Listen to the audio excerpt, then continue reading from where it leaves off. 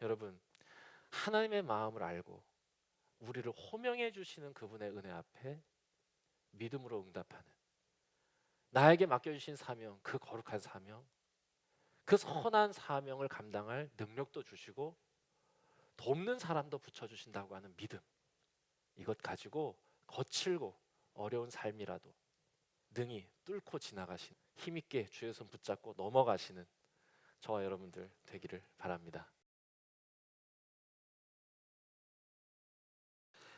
위축되어 절망하는 이들에게 라는 제목을 달아봤습니다.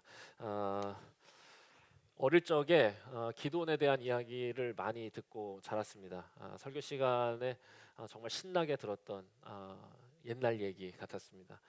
신나는 전쟁 이야기의 주인공이죠. 300명이 14만 5천 명을 이긴 450대 1 전투의 영웅이라고 생각했습니다. 그래서 항상 이 기도원 얘기를 생각할 때면 예전에 이 개봉됐던 300이라고 하는 그 스파르타와 페르시아의 전쟁을 배경으로 한 그 영화가 생각이 납니다. 여러분들도 아마 오래된 영화지만 너무 스타일리시한 영화였고 원통 아저씨들이 우통을 벗고 나오는 영화였기 때문에 기억이 나실 겁니다. 이 아주 이렇게 좁은 길에서 그 페르시아 군들과 싸우는, 겨울인데도 우통을 안 입으시는, 네.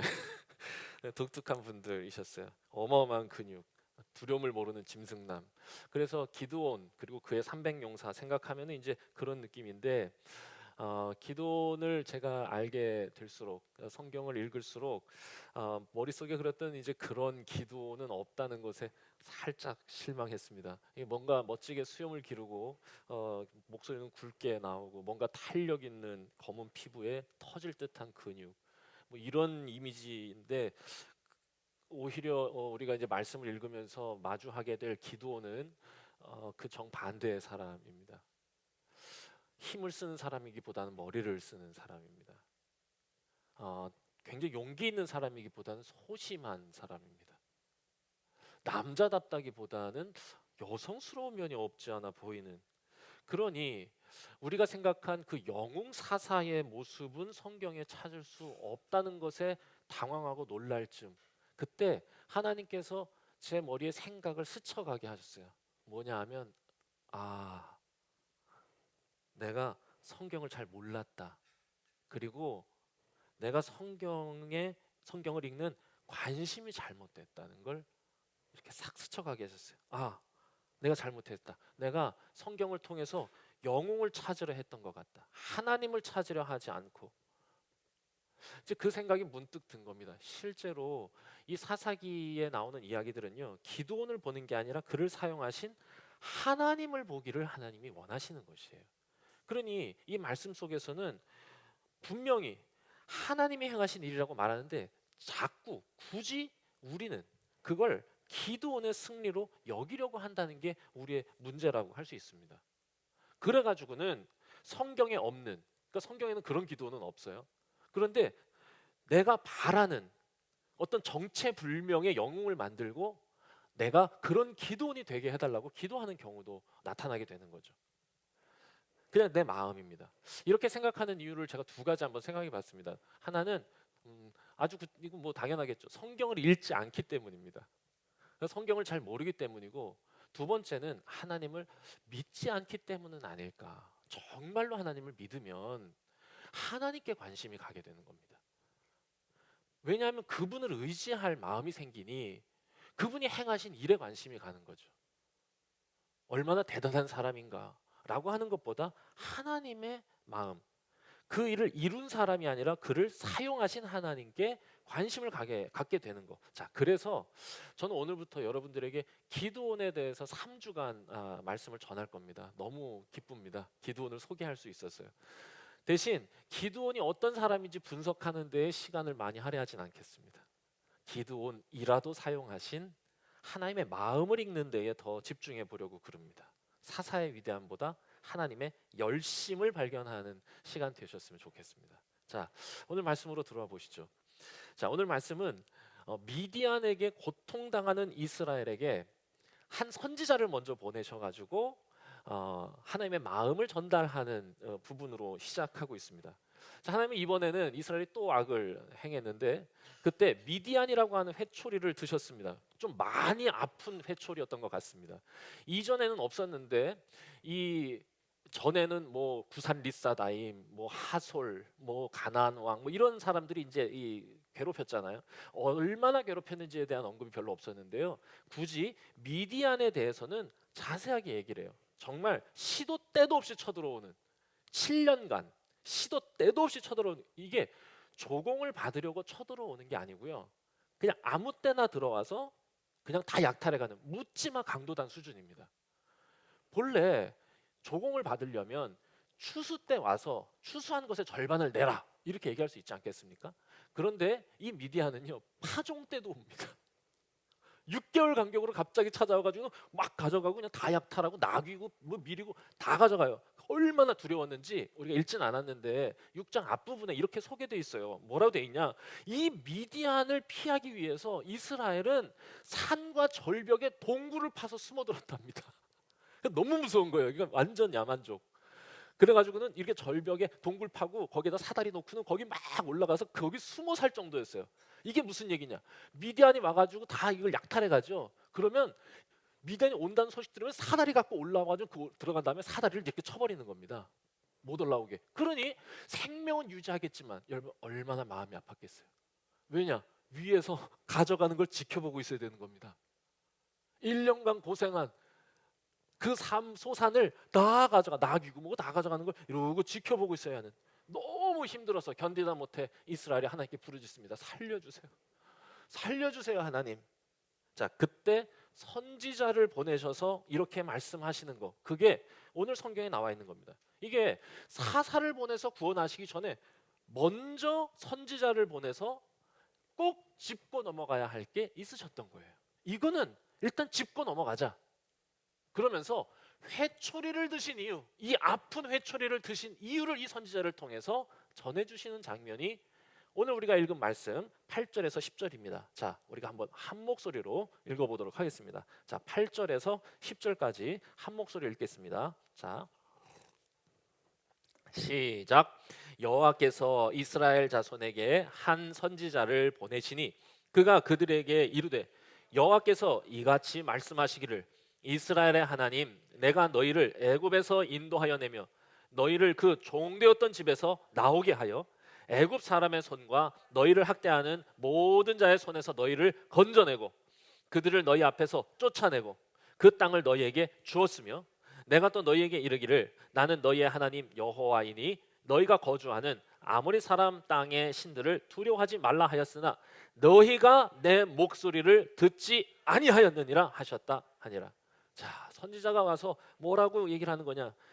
출애굽하게 하신 하나님의 그 마음을 너희들이 등졌다고 얘기하는 거예요.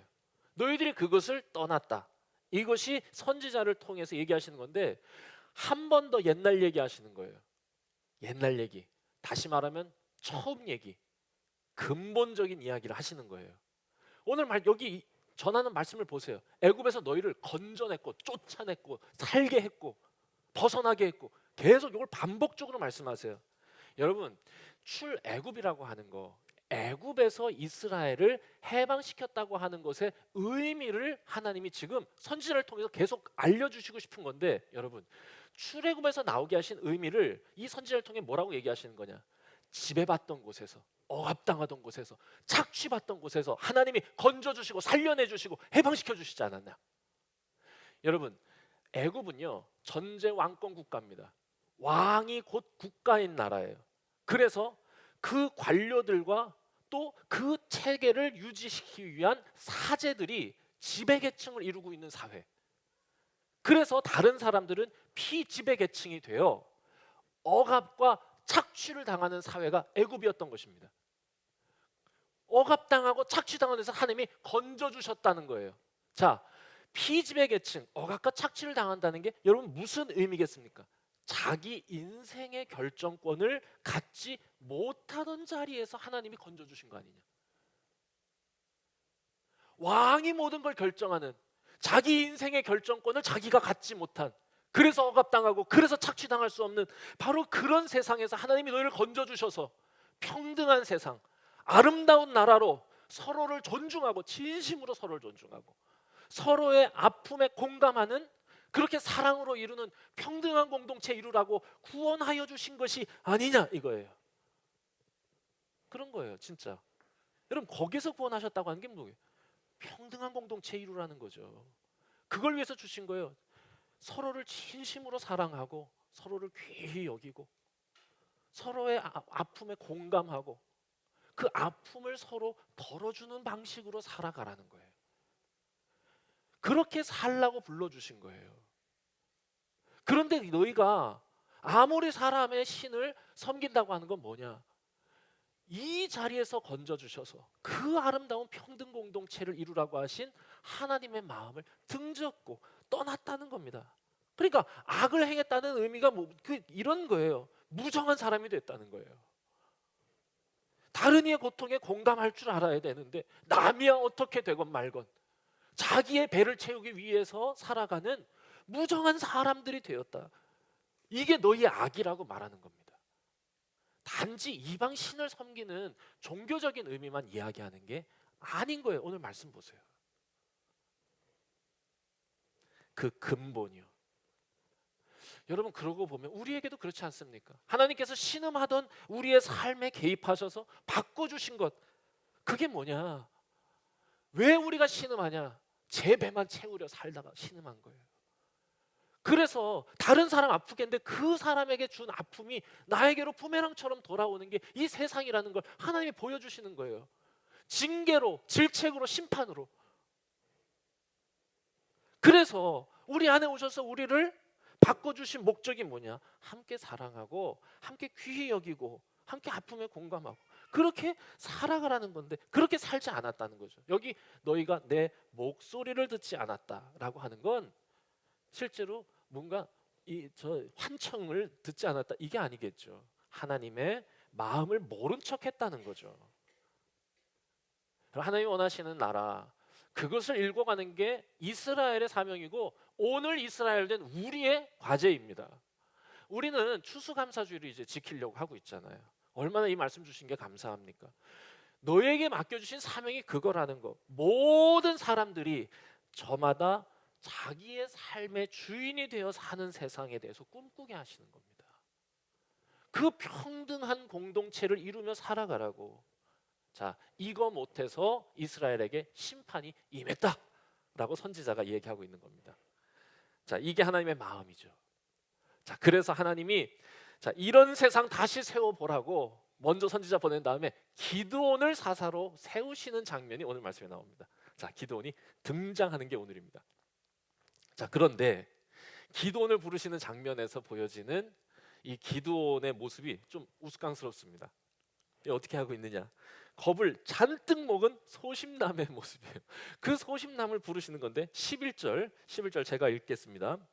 여호와의 사자가 아비에셀 사람 요아스에게 속한 오브라에 이르러 상수리 나무 아래에 앉으니라. 자, 이게 상수리 나무는요, 우리나라로 치면은 이게 아주 큰 왜 마을 어귀에 있는 큰 저 느티나무 같은 거, 뭐 아바타라는 영화에 보시면 이렇게 펼쳐진 나무 있죠. 옆으로 이렇게 펼쳐진 나무, 뭔가 영험해 보이는 그런 나무가 이스라엘에게는 상수리 나무입니다. 이렇게 펼쳐져 있는 그늘이 넉넉한 그 자리에 누가 왔느냐? 여호와의 사자가 다 와서 이렇게 딱 앉아 있는 겁니다. 그런데 이제 그 앞에 누가 있었느냐? 그 앞에 밀타작을 하고 있는 기드온이 거기 있었는데 그 말 표현이 재밌어요. 미드한 사람에게 알리지 아니하려 하여. 뭐 이 미드한 사람한테 뭐 굳이 뭐 내가 밀타작한다고 알릴 게 있습니까? 들키지 않고 싶어서 이겁니다. 그 사람들이 볼까봐 무서워서 어디에서 타작하냐? 포도주 틀에서 타작했답니다. 여러분, 포도주 틀이 생각해 보세요. 포도주 틀은 뭐냐면 그 포도를 다 따가지고 이렇게 집어넣은 다음에 발로 막 밟아가지고 즙이 나오면 이렇게 이렇게 단어가 생각이 안 나는데 이렇게 아시죠? 이렇게 밟으면 물 생겨가지고 골로 이렇게 쭉 해가지고 포도주 담는. 그러니까 여러분 포도를 밟아야 되는 틀인데 크게 만들면 얼마나 크게 만들겠어요. 그거를 크게 만들수록 고생이지. 안 그래요? 그거를 뭐 우리 예배당만 하게 만들겠어요? 여기 뭐 돌아다니면서 이게 빠지지도 않아. 그래서 되게 진짜로 요거만 해요. 요거 사방 한 2m, 2m, 예, 4제곱미터 정도 됩니다. 아니, 그 정도 되는 틀 안에 들어가서 밀을 까고 있다는 거예요. 원래 밀은 어떻게 까는 거냐면 바닥에다가 쫙 이 저 펼쳐놓고 나귀나 소가 타작판이라고 하는 거를 해가지고 나귀가 그 위를 지나가면 그게 떠르륵 하면서 껍데기 이렇게 해가지고 바람에 날려가지고 밀을 추수하는 거예요. 그런데 그거 하다가는 미디안 사람한테 들킬 것 같아서 무서운 것 같으니까 겁나가지고 포도주 틀 안으로 들어가가지고 그 안에서 그 밀 하나하나 손으로 까고 있는 겁니다. 이러게 웃기잖아요. 너무 우스워. 그 아주 우스꽝스러워. 이러고 까고 있는 거 이렇게. 물론 그걸 가지고 우리가 이 사람은 뭐 조롱할 것까지는 없지만 적어도 제가 기대했던 우리가 기대했던 대장부의 기상은 없다 이거죠. 이거 있으니까. 자, 그런데 또 여기에서 보이는 하나님의 마음이 있어요. 선지자를 보내셔서 우리에게 주신 마음을 느끼셨잖아요. 그런데 이 우스꽝스러운 기드온에게 여호와의 사자를 보내셔서 그에게 말씀하시는 것에서 하나님의 마음이 또 느껴져요. 뭐라고 하시느냐? 12절. 이건 좀 함께 읽으면 좋겠습니다. 자, 12절입니다. 한 목소리로 크게 읽겠습니다. 시작. 여호와의 사자가 기드온에게 나타나 이르되 큰 용사여 여호와께서 너와 함께 계시도다 하매. 정말 역설적인 호명이 아닐 수 없습니다. 하고 있는 이렇게 안 보이게 해가지고 이렇게 물 까고 있는 사람에게 큰 용사요. 제가 갖고 있는 영어 성경은 Mighty Hero 이렇게 있습니다. 강한 영웅 이렇게 강한 영웅이 이렇게 하고 있는 거 아니 강한 영웅이라면 좀 백주대낮에 말이에요. 뭐 미디안이고 뭐고 겁내지 않고 말이에요. 담대하게 사람 탁 보는 데서 쫙 겁내지 마 이렇게 해야 이게 뭔가 멋있는 그게 마이티 히어로인데 이렇게 하고 있는데 하나님이 얘기하시는 거예요. 놀리시려고 하는 건 아닐 거라 생각합니다. 하나님의 마음을 보여주시는 겁니다. 이건 저는 이렇게 생각해요. 그의 오늘을 평가하시는 게 아니라 그 안에 잠재된 가능성을 불러주시는 거예요. 여러분, 우리 하나님은 그런 분이에요. 하나님은 오늘 우리의 모습보다 우리 속에 잠재된 가능성을 보시는 분. 그분이 우리를 만드셨고 그분이 우리보다 잘 알고 계시기 때문에 그분만이 말씀해 주실 수 있는 우리의 가능성, 그것으로 우리를 불러주시는 분 아닙니까? 실제로 여러분, 우리 하나님은 성경 안에서 사람들을 부르실 때 항상 그러셨어요. 아브라함을 부르실 때도 여러분 그의 오늘을 본 게 아닙니다. 그의 오늘은 실은 아내를 속일 만큼 부끄러운 인격의 소유자였습니다. 그럼에도 불구하고 그 아브라함에게 말씀하시는 거예요. 너는 장차 앞으로 세상을 복되게 하는 복의 통로가 될 것이라고. 너로 말미암아 세상이 복받을 것. 지금 그의 인격으로는 가당키도 하는 일입니다. 그런데 하나님은 아브라함 안에 잠재된 그 믿음의 진정성을 보신 거 아닐까? 이름을 부르실 때마다 하나님의 마음이 느껴집니다. 야곱 부르실 때도 그랬죠. 야곱 하나님께 맞아가지고 고관절 탈구된 후에 하나님께서 뭐라고 말씀하세요? 야곱이 너 이름 뭐냐? 그랬을 때 저 야곱입니다. 하나님이 새롭게 불러주시죠. 아니야, 이스라엘이야. 이스라엘을 야곱의 오늘은 절대로 이스라엘이 아니겠죠. 그런데 항상 그 너머에 있는 하나님의 내일.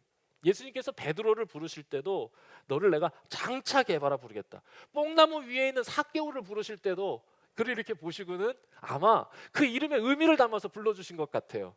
큰 용사야 라고 부르신 것처럼 삭개오에게 삭개오야. 여러분, 삭개오란 뜻이 뭔지 아세요? 거룩한 자란 뜻입니다. 거룩한 자야, 내려와라.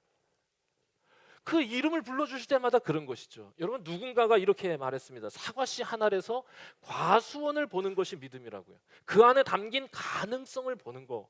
여러분, 여호와의 사자의 눈이 그것을 발견한 거예요. 여러분, 이것이 믿음의 눈입니다. 하나님이 우리를 바라보시는 눈이고, 우리가 하나님과 함께 할 때 우리가 다른 사람을 바라보게 하시는 하나님의 은혜이기도 할 것입니다. 히브리서 11장 1절에 보면 믿음은 바라는 것들의 실상이고 보이지 않는 것들의 증거다, 이렇게 하셨어요. 여러분, 정말로 그래요. 믿음이란 내가 바라는 것을 기대하고 또 그것을 실현해 가는 거예요. 그냥 내가 단지 거기서 확신 갖는 그것을 넘어서 내가 그 바라는 것을 실현해 가는 과정이에요. 하나님의 나라를 꿈꾼다면 오늘 하나님 나라를 시작하는 용기가 믿음이라고 할 수 있습니다. 하나님은 지금 기도원을 보시면서 이 믿음으로 이야기하시는 거예요. 여호와의 사자의 눈에 그게 보이게 하신 겁니다. 지금은 보이지 않지만 그걸 꿰뚫어 볼 줄 아는 거, 그게 믿음이죠. 포도주 틀 안에 있는 기도원이 아니라 그 안에 잠재된 큰 용사를 보시고 큰 용사야 라고 그렇게 불러주신 것이다, 저는 생각합니다. 그러니까 하나님은 그렇게 우리 속에 잠재되어 있는 아름답고 위대한 것을 보면서 불러주시는 분 아닙니까? 너무 감사해요. 생각해 보면 그렇게 저를 불러주시는 하나님이 너무 감사합니다. 그리고 이렇게 꺼내주시는 하나님의 마음이 너무 감사합니다. 에듀카레라고 하는 게 교육이라는 뜻이래요. 에듀케이션이죠. 근데 이 에듀카레라고 하는 말이 뭐 지식을 집어넣다라는 게 아니에요. 모든 지금 교육을 우린 다 집어넣고 있잖아요. 네. 그런데 이 에듀카레라고 하는 말의 이 어원은 뭐냐?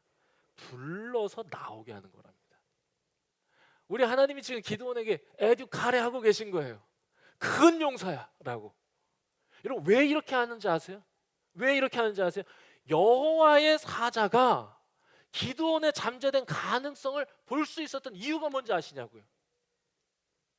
이렇게 말합니다. 그의 눈에 그와 함께 하시는 하나님이 보였기 때문입니다.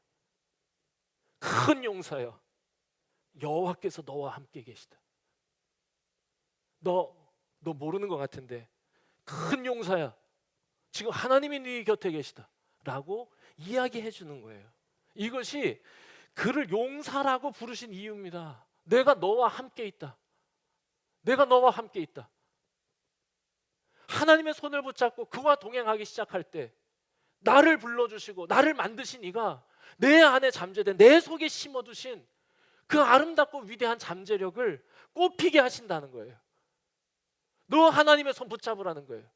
또 더 나아가서는 하나님이 너와 함께 계시다고 여호와의 사자가 말했다고 하는 건 여호와께서 말씀하시는 거예요. 내가 너와 함께 하겠다고 하는 하나님의 의지이기도 합니다. 한번 스스로에게 이렇게 말했으면 좋겠습니다. 어색하죠?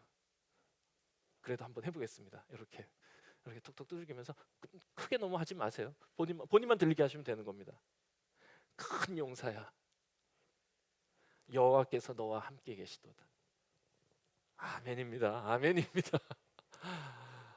하나님은 여러분들을 큰 용사라고 불러주시는, 여러분 안에 잠재된 그 아름다운 나라의 가능성을 보시는 분이라고 하는 거, 이게 하나님이 보여주신 또 두 번째 마음이에요. 그래서 기드온을 사용하시는 거예요. 자, 그런데 마지막으로 기드온의 반응이 살짝 불편합니다. 자, 이렇게 얘기했으면 주님 내가 여기 있사오니 나를 써 주소서, 이렇게 해야 이 모든 이야기는 아름답게 해피엔딩으로 끝납니다. 그런데 정말 멋지게 큰 용사야, 내가 너와 함께 하겠다, 이렇게 딱 얘기를 하셨는데 그 뒤에 뭐라고 하냐, 퉁명스럽게 따지는 장면이 나오는 겁니다. 그럼 뭐라고 따지냐? 13절 엄청 길어요. 한 절이. 기드온이 그에게 대답하되 따집니다. 하나님의 마음 앞에 좀 섭섭해요. 오 나의 주여, 여호와께서 우리와 함께 계시면 어찌하여 이 모든 일이 우리에게 일어나나이까? 왜 이런 일이 일어나는 거예요? 그리고 두 번째, 왜요? 어디 있어요? 우리 조상들이 일찍이 우리에게 이르기를 여호와께서 우리를 애굽에서 올라오게 하신 건 아니냐, 그 이적이 다 어디 있어요? Why? 왜요? 마지막 so. 그러니까 이제 여호와께서 우리를 버리사 미디안의 손에 우리를 넘겨주셨다 하니, 그러니까 하나님 우리 버리신 거예요. 기분은 나쁜데 일리가 있어요. 합리적입니다. 틀린 말이 아니에요. 하나님이 함께 계신다고 얘기하셨는데 함께 계신다는 걸 반박하는 거예요. 하나님이 함께 계시면 어떻게 이런 일이 일어날 수 있겠냐고. 그런 이제 어디 있는 거냐고. 그러니 하나님 우리 버리신 거라고. 그러고 봤더니 단순한 소심남은 아닙니다. 그래도 뭔가 있어요. 강골입니다. 따질 줄 압니다. 생각이 많아 겁이 많았던 사람. 아니, 확인하고 싶었던 것이라 생각합니다. 오늘 저희가 말씀을 나누진 않지만 실제로 하나님의 이 부르심을 받고 이 기도는요 엄청 의심하고 계속 질문합니다. 뭐 양털 이거 불 태워주세요. 뭐 양털에 뭐 여기만 물이 생기고 여기 물 안 생기게 해주세요. 아니다 거꾸로 그럼 여기 물 생기고 여기 물 안 생기고 이런 거 계속 확인하고 계속 의심해요. 아니, 정확히 말하면 진짜 확인하고 싶은 겁니다. 저는 이런 모습 속에서도 실은 우리가 본받아야 할 부분도 있는 것 같아요. 무턱대고 그냥 아이고 그럼 그런 거야. 이건 금방 신기루처럼 사라지는 믿음이 될 수도 있어요. 근데 하나님이 이 기도원을 사용하신 이유가 굳이 있다면 기도원의 이 모습은 아니었을까? 하나하나 짚어보려고 하는 거. 물론 어떻게 보면 불신앙의 모습이기도 하겠지만 또 한편으로 보면 합리적인 고민을 하나님께 나누는, 그래서 그 모든 한계를 뛰어넘는 하나님의 완전한 능력을 확신하고 싶어하는 기도원의 마음이었을 거라 생각합니다. 여러분, 저는요 우리 성도들이 이 시대에 2019년 배화에 모여서 함께 신앙생활을 한다는 거, 저는 그런 모습으로 신앙생활을 해야 된다 생각도 합니다. 무턱대고를 넘어서 하나하나. 합리를 버린 신앙은 실은 진짜 신앙은 아니라 저는 생각합니다. 하나님께 질문하고, 그리고 우리보다 크고 높으신 하나님의 생각 앞에 마주하는 시간을 경험하는 거예요. 아마 기도는 아마 그랬던 것 같습니다. 그런데 그렇다고 이 기도원의 이런 태도가 완전히 옹호받을 수는 없습니다. 왜냐? 이 말에 보세요. 없는 게 있습니다. 분명한 현실 직시는 있어요. 그렇죠? 보세요. Why? 왜요? So. 그런데 뭐가 없느냐? 자신의 영적 상황에 대한 자성이 없습니다. 자신이 하나님의 뜻대로 살지 않은 삶에 대한 반성은 없고, 지금 자기들이 겪고 있는 현실의 어려움을 하나님의 탓으로 돌리고만 있는 겁니다. 여러분, 이건 우리의 버릇 아닙니까?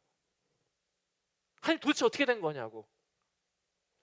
그런데 이런 기도원의 반박에 대답하시는 마지막 하나님의 말씀에서 또 한 번 하나님의 마음을 느끼는 겁니다.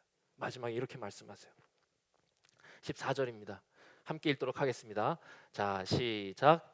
여호와께서 그를 향하여 이르시되 너는 가서 이 너의 힘으로 이스라엘을 미디안의 손에서 구원하라. 내가 너를 보낸 것이 아니냐 하시니라. 네가 가라. 증거가 어디 있습니까? 네가 가라. 네가 증거다. 그러면서 뭐라고 말씀하시느냐? 이렇게 말씀하세요. 너는 가서 이 너의 힘으로. 이 너의 힘이 되게 이상해요. 오탄 줄 알았어요. 너는 가서 너의 힘으로, 이렇게 해야 말이 되는데 굳이 여기에다가 더 붙였어요. 한마디를. 이 너의 힘. This 붙였어요. 이 너의 힘. 이게 뭐냐? 이 너의 힘. 이건 기도원 너의 힘이 아니라 이 힘. 그게 뭐냐? 하나님이 너를 보내셨다는 것. 이 힘으로 세상을 구원하라, 이것입니다.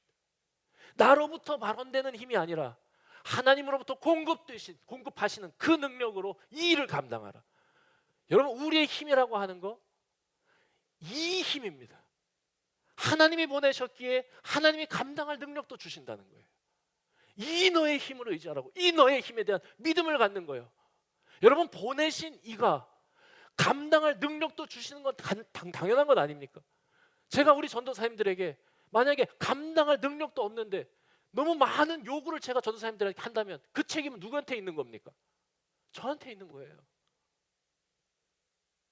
우리 박진성 전도사님 손이 엄청 커요. 손이 엄청 커서 좁쌀을 못 줍습니다. 접사를 주소라. 못 주신 건 제 책임이에요. 왜? 제가 못할 걸 시켰으니까. 성전사님 태우가 작아요. 60kg짜리 쌀포대 세 가마니 들어봐라. 못 들어요. 하나님께서 우리에게 무언가 요구하시고 우리에게 무언가 명령하실 때, 우리에게 기대하시는 바가 있고 우리를 보내시려 하실 때, 우리에게 맡기고자 하시는 세상을 향한 하나님의 거룩하고 아름다운 뜻이 있을 때, 우리는 그걸 소명이라 말하고 또한 그것이 나의 사명이라 고백하는 거 아닙니까? 우리를 보내신 이가 하나님이시라면 그분은 우리가 감당할 능력도 주시고 또한 돕는 사람도 우리에게 붙여주실 거예요. 그렇게 우리는 지금 이 아름다운 공동체를 만들어가고 있는 과정이고 또 이 아름다운 공동체를 통해서 하나님께서 우리에게 맡겨주실 사명을 이루어가야 할 과정 중에 있는 겁니다. 하나님이 감당할 능력 주실 거고 그리고 돕는 사람들을 우리에게 붙여주실 겁니다. 여러분, 이 믿음 가지고 있는 게 중요해요. 문제는 우리가 그것을 믿는가입니다. 하나님의 마음을 느끼는 거예요. 내가 너와 함께 할 거다. 하나님이 너와 함께 계시도다. 오늘 말씀을 준비하고 주보를 봤는데 너무 기가 막힌 칼럼이 실려 있는 겁니다. 아직 다 못 읽으셨을 것 같아요. 꽤 집중하셔서 읽으셔야 할 김용석 집사님의 칼럼입니다. 내용은 각자가 읽어보시고 정말 놀라운 건 어벤져스 엔드게임을 보고 은혜를 받으셨다고 하는 것입니다. 거기에 나오는 로다주를 만나기보다 나는 그곳에서 하나님을 만났다, 이렇게 고백하는 남대없는 당황스러운 칼럼.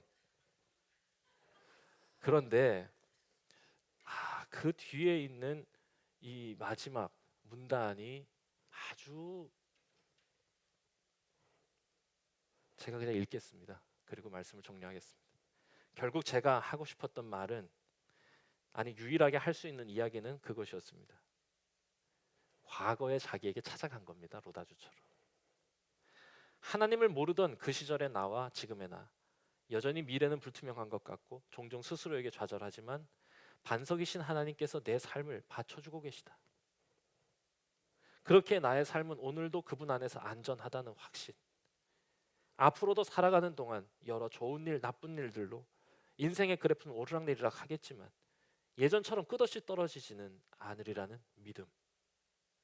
사실 그것이 제 신앙의 출발점이었고 내가 만난 하나님이었는데, 하나님은 기도 잘 안 하는 저에게 영화를 통해 다시 한번 그분을 드러내셨습니다.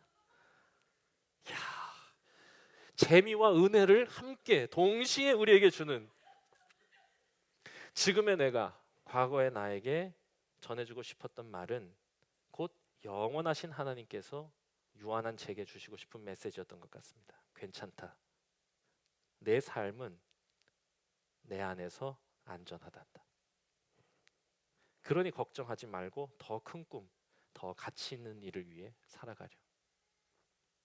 결국 우리 김용석 집사님의 칼럼에서 저분의 고백도 하나님이 나와 함께 계시다. 이 너의 힘을 가지고 살아가는 믿음의 여정, 이것에 대한 고백이라 생각했습니다.